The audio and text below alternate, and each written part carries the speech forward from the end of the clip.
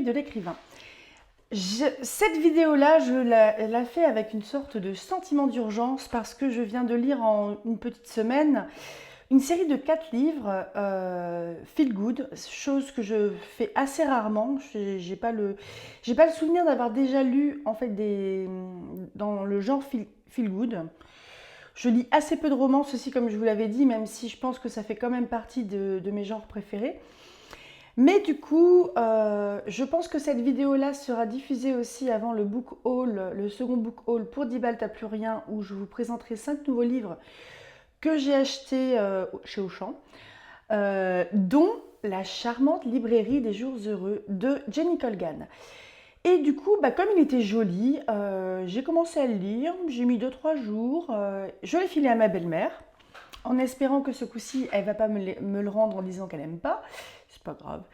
Mais du coup, je me suis empressée de... J'ai glissé, J'ai glissé, chef, parce que du coup, j'ai acheté les autres livres en e-book, donc je ne les ai pas sur place. Je vous incrusterai les images quelque part autour de moi. De quoi que ça cause Donc, ces 4 livres, ça sera 4 romances. On est plutôt, je pense, sur du slow burn sur chaque romance. Ça se passe en Écosse. Mais peut-être commençons par le commencement avec le premier tome, à savoir La charmante librairie des jours heureux.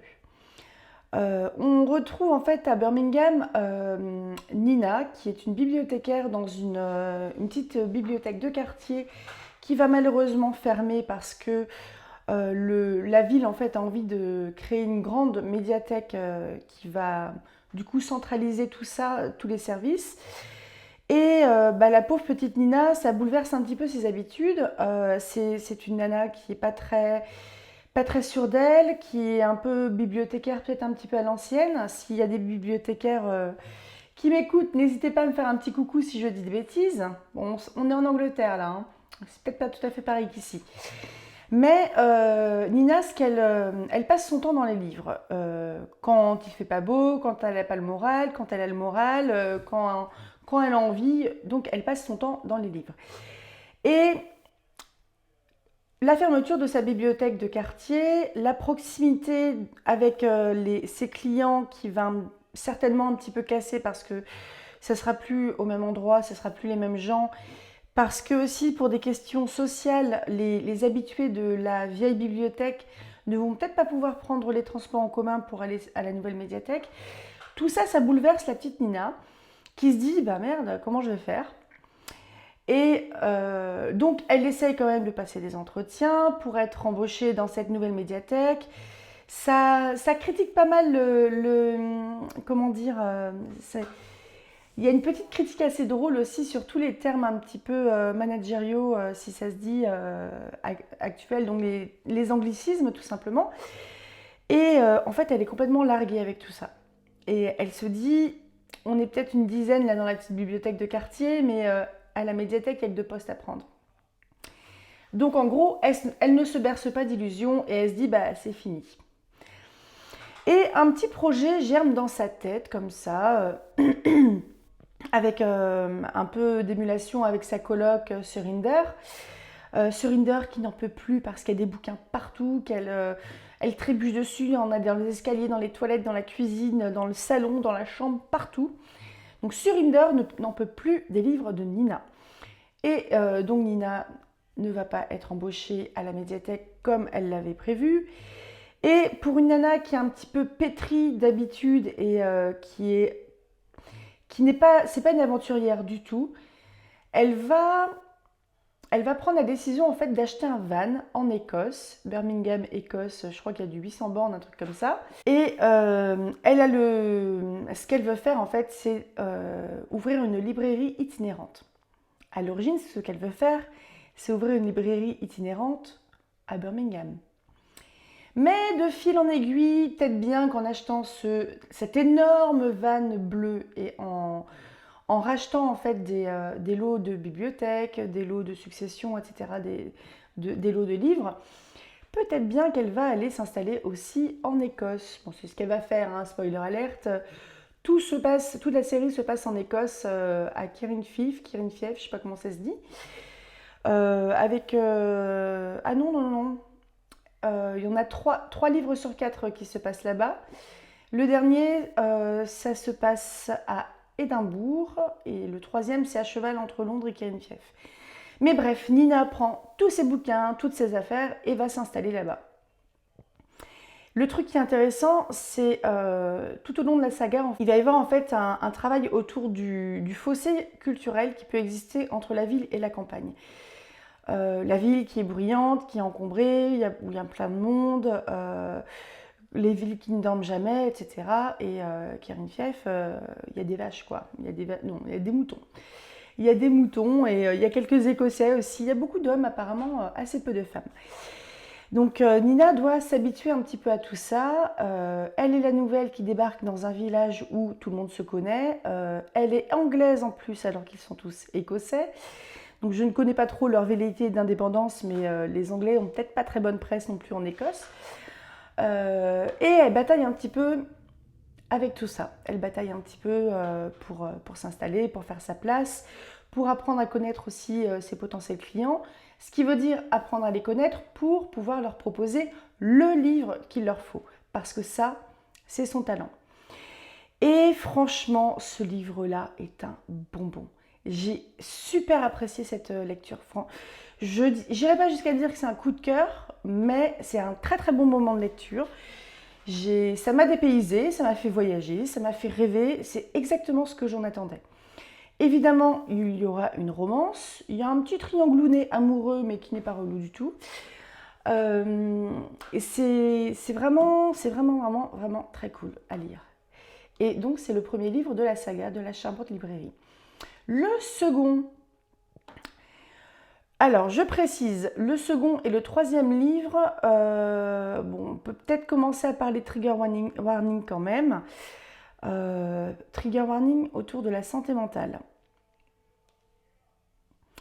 C'est pas non plus quelque chose de complètement déchirant non plus. Je pense que si vous allez pas très bien ces temps-ci et que vous lisez ces livres-là, ça va pas non plus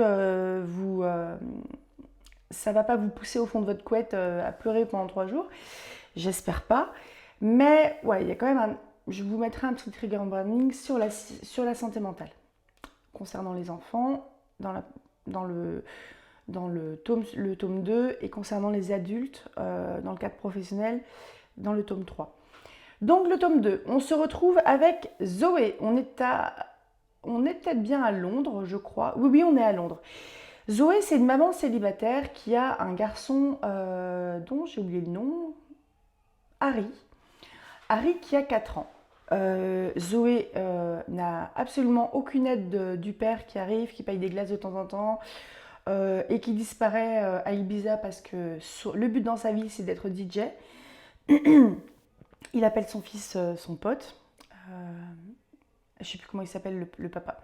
Mais bref, Zoé bataille un petit peu à essayer de payer le loyer de son studio qui est miteux, à gérer deux boulots qui sont compliqués et à stresser comme une malade parce que son fils de 4 ans ne parle pas. Il parle pas du tout. Je crois qu'il n'émet pas de son, quasiment pas au début. Donc Zoé, elle porte un petit peu tout ça et elle porte surtout tout ça toute seule. Et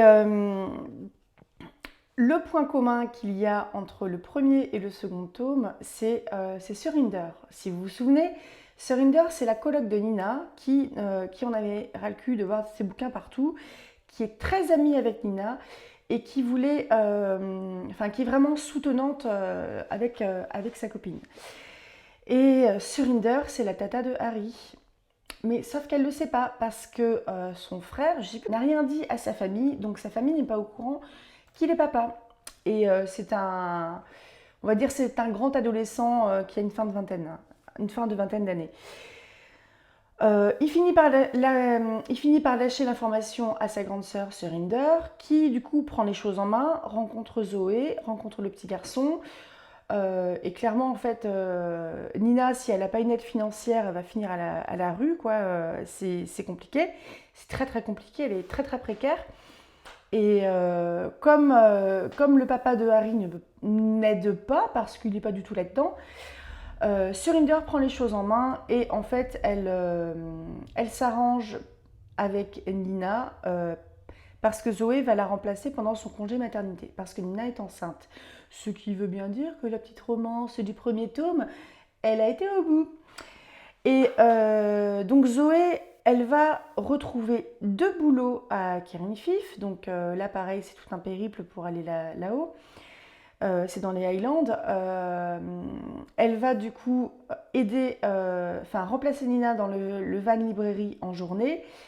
Et en soirée, elle va aider Ramsay, qui est un laird, donc un lord, à élever ses 3 enfants. Parce que du coup, ces 3 enfants-là, les 2 grands qui sont adolescents, enfin le grand il a 15 ans, la moyenne elle a 10 ans, le petit il a 5 ans, les 2 grands ont été exclus de l'école. Donc ils sont à la maison et ils glandent H24 et ils ont épuisé 6 nounous avant elle. Donc elle va se faire appeler nounou numéro 7. Et Zoé en fait en arrivant là, parce que c'est là qu'elle va loger, dans un manoir, quelque chose qui est très grand, quelque chose qui ne vit pas. Vous voyez, c'est ce genre de demeure où il n'y a pas de bonheur. C'est l'atmosphère qui est assez lourde, des enfants qui sont désœuvrés, qui essayent d'attirer leur attention, enfin qui essayent d'attirer l'attention des adultes autour d'eux. Il y a une gouvernante qui est là depuis très longtemps, mais qui, elle, c'est pas son travail de s'occuper des enfants. Elle, son travail, c'est d'entretenir la maison et de faire à manger. Il y a un petit jardinier aussi dehors et en gros c'est une maison qui est un petit peu en train de presque tomber en ruine, un papa qui est absent et Zoé qui débarque là-dedans qui se dit oh purée mais où est-ce que j'ai débarqué parce que il y a les 3 gamins ils passent leur temps à se friter, ils peuvent se taper dessus, c'est pas la bagarre énorme hein, pour vous rassurer, mais enfin ils passent leur temps à se friter parce qu'ils sont désœuvrés. Euh, et Zoé, en fait, elle tombe amoureuse du paysage. Ah, vous avez cru que je vous disais qu'elle tombe amoureuse du Lord? Je sais pas. Peut-être, peut-être pas. Donc, elle tombe amoureuse de l'environnement dans lequel elle vit. Même si elle se doute en fait qu'il y a un sacré boulot parce que c'est tout dégueulasse en fait. Il y a de la poussière partout, il y a des carreaux à remplacer. Ramsay, son boulot, c'est outre le fait de conserver ses terres et d'entretenir la maison avec de l'argent qu'il n'a pas, son boulot, c'est de vendre des livres anciens. Donc c'est un passionné de livres anciens. Il y a une aile complète du manoir, de la demeure, je ne sais pas comment on dit, qui est une bibliothèque, pardon. Et Ramsay, sa difficulté, c'est de se séparer de ses livres. C'est ballot, c'est son boulot. Et Zoé, en fait, là-dedans, elle va arriver comme une tornade et elle va prendre les choses en main. Donc elle va commencer à faire à manger, à faire des gâteaux, à occuper les enfants, mais occuper aussi les enfants. Donc c'est des enfants qui ont l'habitude d'être servis parce que c'est les enfants d'un laird. Je ne sais pas si ça se dit comme ça, hein. J'ai un très mauvais accent écossais. Donc c'est des enfants à qui elle va donner des responsabilités, même des petits trucs tout bêtes. Tu remontes ton linge, toi tu vas faire des gâteaux, toi tu vas aller me cueillir des prunes, des trucs tout bêtes comme ça. Et en parallèle en fait, il y a une espèce de rumeur assez étrange au niveau du village de Kirinfif. C'est ce qui est advenu de la femme de Ramsay. Parce que la femme de Ramsay, en gros, c'est la maman des 3 enfants. Et un jour, pouf, elle a disparu. Donc les rumeurs qui circulent, c'est peut-être qu'il l'a tuée. En même temps, il a un grand terrain, donc il aurait eu de quoi l'enterrer, tout ça. Et donc à la fois, il y a un petit peu, peut-être que ça se moque aussi un petit peu du roman gothique avec ces atmosphères un petit peu lourdes, pesantes et compagnie, et cette rumeur assez étrange. Mais c'est vraiment une très très belle histoire aussi. Et je ne vais pas vous en dire beaucoup plus parce que j'ai pas envie de vous spoiler. Mais déjà, Nina, je trouvais que pour une petite nana qui avait du mal un peu à prendre les choses en main, elle était hyper attachante. Zoé, je pense que c'est ma préférée. C'est ma préférée. Oh, j'aime bien, je les aime bien toutes, mais je pense que Zoé, c'est ma préférée. Et là, du coup, au niveau des trigger warnings sur ce tome-là, donc c'est La charmante librairie des flots tranquilles. On est sur la santé mentale et la santé mentale des enfants. Je n'en dis pas plus. On n'est pas non plus sur des trucs complètement affreux, mais ça peut peut-être un petit peu vous brasser. On va passer au tome suivant, ma foi. Ça s'appelle, vu que j'ai pas de mémoire, La charmante librairie des amours lointaines. Pardon, La charmante librairie des amours lointaines.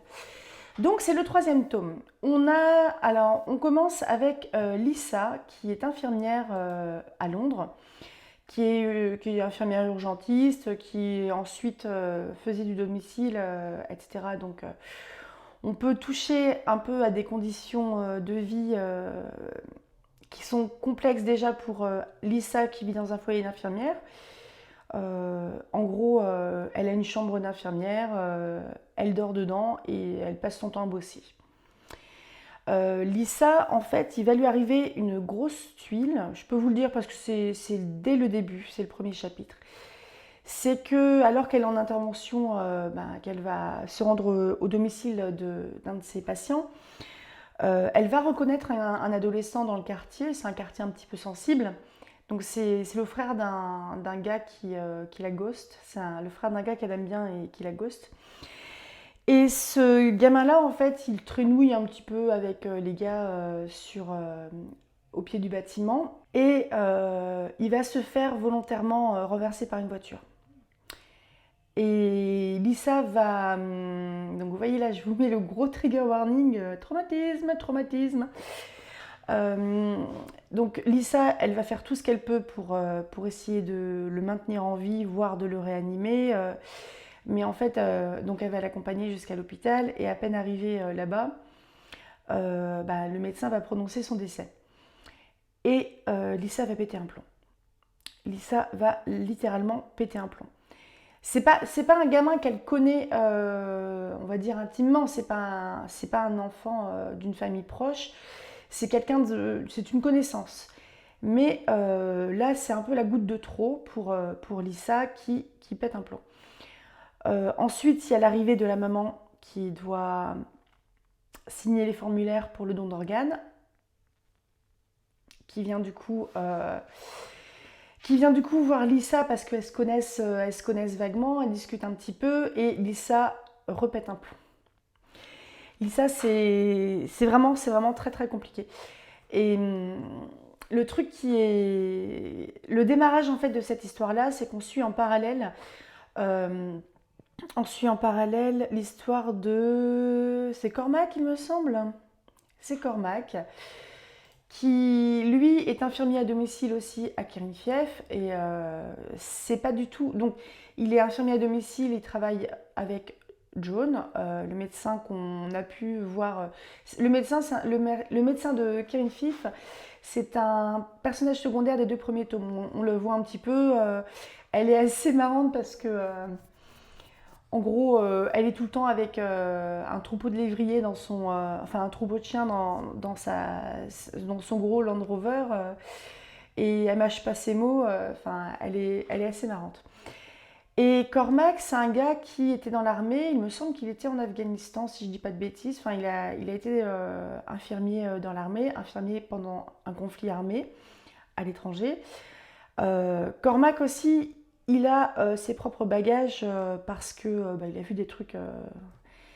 vu des trucs, affreux et dont on se demande comment on fait pour continuer après ça. Et le démarrage de leur histoire, en fait, c'est que les ressources humaines de l'hôpital de Londres, donc où travaille Lisa, vont constater qu'elle ne va pas bien du tout. Après, ça, c'est des choses que je ne connais pas trop. Donc, si par exemple, il y a parmi vous des gens qui vivent en Angleterre, qui sont du coup sous le régime social de sécu anglais, n'hésitez pas à me dire si je dis des bêtises ou pas, parce que je ne vérifie pas, je ne vous fais que vous relater ce qu'il y a dans le livre. Mais bref, le service RH le service des ressources humaines de l'hôpital de Londres estime que Lisa n'est plus capable de travailler parce que elle s'est effondrée en fait, elle s'est complètement effondrée. Et ils ont en fait, pour économiser, entre guillemets, le fait de payer une thérapie et qu'il y ait un salarié qui soit en arrêt ou un salarié qui soit une cocotte minute au travail et qui risque de, enfin, en qui on ne peut pas se fier, ils proposent un système d'échange. Donc, je pense que c'est une création c'est quelque chose que Jenny Colgan a imaginé dans ce cas-là. Mais en gros, Lisa et Cormac vont échanger, vont faire Vie ma vie d'infirmier à Kirin-Fife ou Vie ma vie d'infirmier à Londres. Et Cormac, c'est le gars de la campagne. Donc les trucs qui sont assez drôles, c'est qu'ils vivent leur vie à ce point-là qu'ils échangent d'appartements ou de maisons. Donc Cormac se retrouve dans la petite chambre impersonnelle où on dirait qu'elle est complètement vide de Lisa, et Lisa se retrouve dans la petite maison de location de Cormac, où le premier soir, c'est qu'elle est en train de se demander mais comment est-ce que j'allume le poêle. Lisa revit constamment ce qu'elle a vu, elle a un peu du mal à s'adapter. Et de nouveau, en débarquant à Kirin-Fife, c'est la nouvelle. Donc ça, c'était très présent chez Nina, c'était très présent aussi avec Zoé. C'est en gros la nouvelle de la ville qui débarque à la campagne. Ouais, de toute façon, ça va pas durer. C'est pas mal commérage et compagnie. Comme tout le monde se connaît, tout le monde parle sur tout le monde. Et il va en fait s'installer entre Lisa et Cormac un espèce de système de correspondance. Ça va être via des textos ou des mails professionnels, entre guillemets, qui vont un petit peu glisser vers du mail où ils vont commencer à se confier, tout en s'étant jamais vus en vrai. Et ça démarre en fait pas très bien parce que Lisa, en fait, elle est tellement au fond du trou qu'en débarquant dans le petit village, elle n'a pas consulté les dossiers de Cormac. Donc elle fait des bourdes, mais elle fait des bourdes qui sont drôles, mais elle fait des bourdes quand même. Il y a une très belle histoire aussi autour de la transplantation d'organes qui, je pense, ça n'aurait pas lieu en France, sûr et certain. À l'étranger, je ne sais pas. Parce que pour moi, quelqu'un qui reçoit un organe ne sait pas d'où il vient. Voilà, ça vient d'un humain, point barre, mais ils ne vont pas savoir de qui ça vient. J'en dis pas plus. Et on passe au dernier tome où c'était une moto. Oh, ben, elle passait pas à 30 là. Hein. Donc, on passe au dernier tome de la charmante librairie avec Noël à la charmante librairie. Donc, Noël à la charmante librairie. Donc là, on est purement et simplement sur de la romance de Noël. Et il y a vraiment le côté très feel good. Ils disent, ils disent bien en gros feel good book sur Babelio. Et pour Noël à la charmante librairie, on se retrouve avec, celui-là il m'a quand même pas mal fait rire. Il y a deux frangines en fait qui sont totalement opposées à la fois dans le caractère et dans la situation dans laquelle elles sont. Carmen n'a jamais fait d'études, elle n'a jamais eu de relation stable avec un mec, elle est en location. Et elle a toujours travaillé en fait dans la mercerie où elle travaillait quand elle était lycéenne le week-end. Elle a toujours bossé là. Sauf que la mercerie est en difficulté financière. Donc Carmen et une autre de ses collègues sont licenciées. Donc la nouvelle collègue va retrouver un boulot dans le resto, c'est trop bien, elle se fait plein de pourboires. Et Carmen, elle galère à mort. Et là, on se retrouve à Édimbourg parce que le truc qui est assez drôle, moi j'aime beaucoup la relation qui va s'établir entre Carmen et sa grande sœur, Sophia. Sophia habite en Écosse, elle est avocate ou quelque chose comme ça, enfin elle s'occupe du patrimoine des gens, donc peut-être avocate ascendante banquière, un truc comme ça. Et Sophia, elle est mariée depuis des années, elle a 3 enfants, elle a le 4e en route, elle est enceinte jusqu'aux yeux. Elle continue à travailler et en fait, elle a besoin à la fois de quelqu'un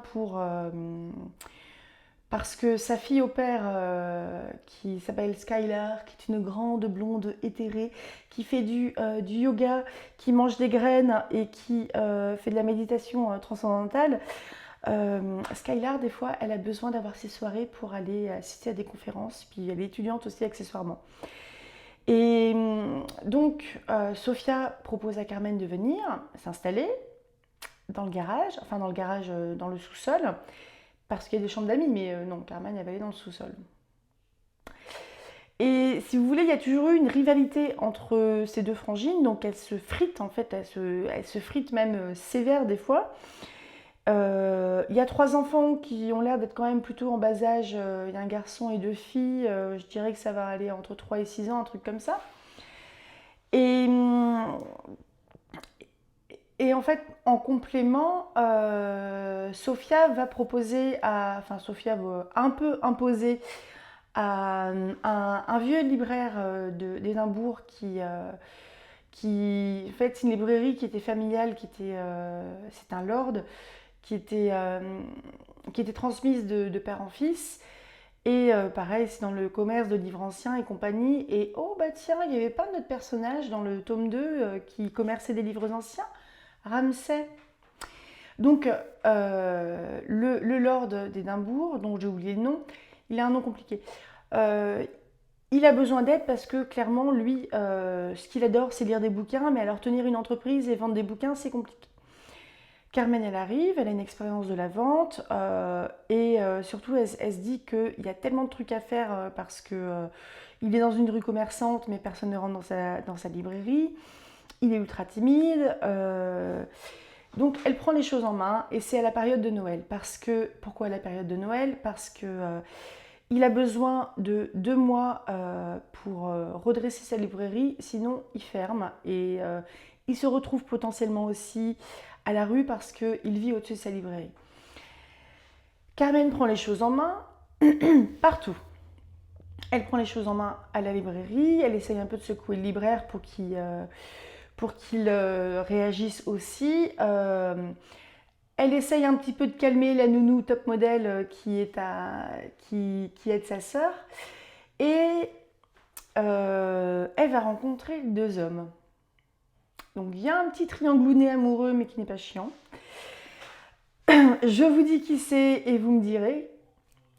Nous avons Blair, je ne sais plus comment, qui est un auteur de livres, un peu livres de motivation, du genre vivez votre amour, tel un goéland, des trucs comme ça. Vous voyez le genre. Enfin, des livres de développement personnel. Je ne me moque pas des livres de développement personnel, je me moque de ce personnage-là. Et ce gars-là, en fait, il vend best-seller sur best-seller, il est connu partout. Et, et par un concours de circonstances, l'équipe en fait de communication de ce gars-là a besoin de tourner dans un décor un petit peu pittoresque qui serait la librairie pour tourner un truc de promo, interview et compagnie. Carmen, qui n'a pas les 2 pieds dans le même sabot, dit ok, mais il fera des dédicaces. Et là, du coup, les ventes explosent, évidemment. Et Blair, du coup, rencontre Carmen. Et je dirais presque qu'ils vont devenir un peu amis. J'en dis pas plus. Et il y a aussi le doctorant. Comment on dit déjà? Le dendro machin. Dendro. Un dendrologue? Je sais plus. Carmen, elle rencontre en fait quelqu'un qu'elle prend pour un étudiant qui en fait est passionné des arbres. Mais les arbres, c'est sa vie. C'est quelqu'un qui est brésilien à l'origine et qui en fait est doctorant et qui donne des cours à l'université d'Édimbourg. C'est quelqu'un d'assez... Il y a quelque chose aussi autour de la religion par rapport à ce gars-là parce qu'il est... le terme m'échappe. Y a pas de... Ils n'ont pas de rite, si vous voulez. C'est plus une philosophie de vie qu'un rite. Je pense que ça doit être une branche assez lointaine du christianisme. Je ne sais plus lequel, mais il n'y a pas de temple. Il n'y a pas d'action de grâce, il n'y a pas de trucs comme ça. Non, c'est pas Luther. Il n'est pas protestant, il n'est pas anglican. C'est pas ça, j'ai oublié. Il y a un espèce de truc autour de la sobriété, etc. Ils n'ont pas de fête. Je ne sais plus comment ça s'appelle. Ça n'a pas l'air très fun comme ça, mais ma foi, vu comment c'est présenté dans le livre, j'ai trouvé ça plutôt intéressant. Parce que du coup, on a d'un côté ce gars-là qui se fait appeler OB, qui Et en face, on a Blair où c'est complètement le contraire. Blair qui est une diva absolue, qui fait des caprices, qui fait des... Oui, c'est une diva, quoi. Il est chiant. Il est chiant. Il est chiant, mais il est drôle. Et le truc qui est très drôle aussi, c'est dans ses interactions avec Carmen. Carmen, en fait, elle le recale. Elle le... et... Enfin, ouais, c'est une relation qui est assez drôle, franchement. Et Carmen aussi va à la fois être en conflit avec sa sœur Sophia qui essaye de tout faire bien comme fait la nounou Skylar, donc à manger des graines et pas manger de bonbons, on mange pas de chips, on regarde pas la télé parce que c'est pas bien et puis tout ça. Et en fait, on sent que les enfants, ça les gonfle. Et du coup, Carmen est un peu aussi en conflit contre ça et contre la peur de Sophia, contre la peur qu'a Sophia de perdre cette nounou-là parce qu'en fait, elle a une nounou sous la main et qu'elle est enceinte jusqu'aux yeux et qu'elle en a besoin parce que son mari, qui a aussi un poste à responsabilité, est pas sur le même continent, tout simplement. Donc, c'est compliqué. Et franchement, toute cette série-là, ça donne une envie de reviens-y, mais quelque chose de mignon. Je vais vous dire, parce que Jenny Colgan, elle a écrit 32 livres. Donc il y a quelques one-shots, mais il y a aussi plusieurs séries. Attendez, je reviens sur sa bibliographie. Sur Booknote, c'est plus facile. Il y a la série de la petite boulangerie qui compte 4 livres. Donc, ouais, voilà, 4 livres. On est un petit peu toujours sur les mêmes thématiques. Il y a le Cupcake Café qui en compte 2, il me semble. Il y a Au bord de l'eau qui en compte 5, pardon. La confiserie de Rosie qui est une nouvelle série qui en compte 3. Ça n'a pas été traduit. Maggie Adair, 3 livres. Ça n'a pas été traduit. Il y a Class, Rules et Lessons. Mais à mon avis, c'est facile à... C'est pas compliqué. Enfin, le vocabulaire n'est pas ultra recherché, ça se lit facilement. Il y a Polly et le macareux aussi. Je me demande... Ah, on est sur de la littérature jeunesse. Polly et le macareux. Il y en a 2. Et donc, elle a écrit aussi quelques one-shots. Je vais pas vous faire le listing. Je vais essayer de trouver quelques petites citations, tiens, chez Babelio. Franchement, la langue, elle est jolie. C'est mignon, c'est efficace. Ah oui, alors, Jenny Colgan, elle a un talent certain pour décrire les ambiances, les atmosphères et les paysages. Franchement, vous vous retrouvez en Écosse. Vous vous retrouvez dans les ruelles d'Édimbourg qui sont pavées, où il y a des escaliers partout. C'est compliqué de s'y retrouver. C'est vraiment, vraiment chouette. Une citation de La charmante librairie des jours heureux, donc le premier tome. Le soleil inondait tant la pièce qu'elle eut la sensation d'être dans un pays chaud, comme l'Espagne, jusqu'à ce qu'elle ouvre la porte et que le vent froid s'engouffre à l'intérieur, la saisissant, les nuages filant dans le ciel comme s'ils se rendaient à un rendez-vous important. Cela la fit sourire. « Bonjour l'Écosse » dit-elle à voix haute. Donc là, dans La charmante librairie des flots tranquilles, le deuxième tome, même si c'était un concept étrange, Zoé était convaincue qu'on pouvait devenir amie avec quelqu'un rien qu'en explorant sa bibliothèque. Ah, une autre citation un petit peu plus longue de La charmante librairie des flots tranquilles, donc deuxième tome. Zoé était pauvre, vraiment pauvre. Elle avait eu du mal à payer sa facture d'électricité. Elle avait dû réfléchir avant de faire bouillir de l'eau pour se préparer un thé. Malgré tout, elle avait plus ou moins réussi à prendre un bain chaque fois qu'elle en avait eu envie. Quand un filet d'eau froide et transparente commença à sortir du robinet, ce fut le coup de grâce. Elle s'écroula à côté de la baignoire, mit une serviette devant sa bouche et pleura, encore et encore, sans pouvoir s'arrêter. C'est vraiment une série de livres que je vous conseille. Jenny Colgan, elle doit en écrire plusieurs par an, en sortir plusieurs par an. C'est vraiment super agréable. Je vous mettrai les références des livres que je vous ai cités là, de La charmante librairie. Je vous mettrai aussi les références des autres séries qu'elle a écrites et que moi, je vais certainement en lire d'autres. Je pensais à La saison au bord de l'eau et peut-être La petite boulangerie aussi. Mais franchement, c'est très bonne lecture, c'est super agréable, c'est mignon, ça fait du bien. Qu'est-ce qu'on demande de plus, franchement? Des livres qui font du bien. Pourquoi pas, hein? Je vais donc vous souhaiter une bonne soirée ou journée selon l'heure à laquelle vous me regardez. Et je vous dis à bientôt et rêvez tout grand de l'Écosse et du lac de Loch Ness.